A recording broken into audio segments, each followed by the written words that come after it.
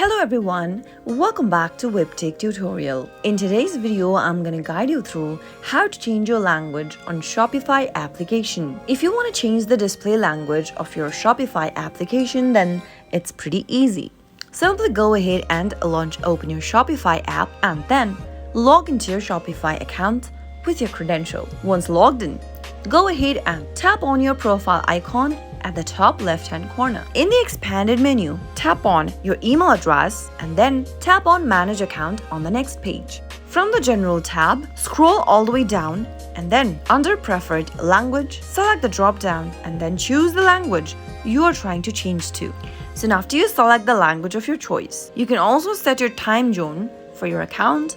Simply go and tap on the drop-down under Time Zone and select your preferred time zone. After you are done with it, tap on the Save button at the top right and then you'll be able to change language on Shopify. That is how you can easily do it.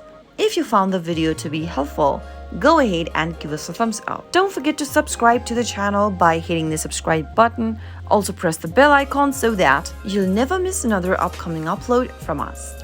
I'll see you soon in the next video. Goodbye till then.